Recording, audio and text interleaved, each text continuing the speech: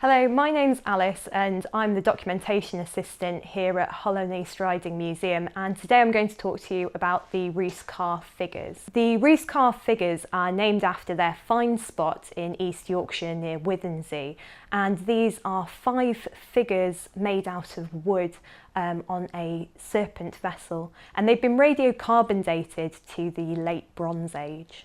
The figures are carved from wood and from yew, which we believe probably had a significance at the time, possibly relating to the Norse god Ul, who relates to the Norse god Odin, and was probably an early incarnation. We believe that it relates in this way because, as you can see, the boat has a serpent head on it, like a sea dragon or a serpent, as I say.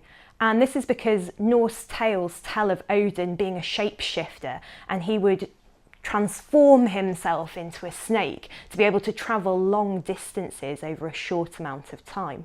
The figures were discovered under a layer of blue clay, suggesting that they were originally deposited in water or a marshy place.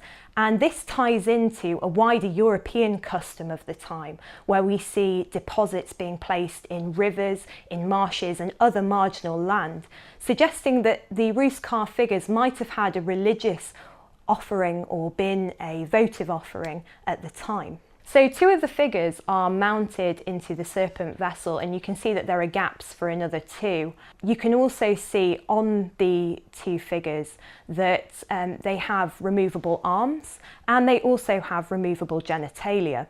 The latter means that the figures at any given time could be simultaneously male or female. And again, this ties back into the Norse god Odin, who, as a shapeshifter, there was one account where he shapeshifted into the disguise of being a woman. Also, this does challenge our modern day conception of gender identity and also about gender roles, because as you can see, the figures also have shields and clubs with them. If you take a closer look at the figures, you can see how they've each been carved in an individual way. They have their own individual sense of style and personality.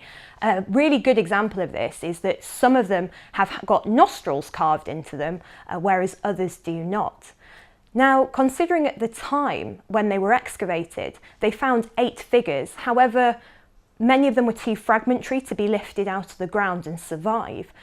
So the presence of 8 figures suggests that there were actually 2 vessels originally, and a crew of, in total, 8 figures, so 4 for both vessels, which have subsequently been lost. So whatever their purpose might have been, the Roos Carr figures will continue to fascinate us in the present day. And they give us a glimpse into a prehistoric life that was religious and mysterious to us, and we can continue to learn from these.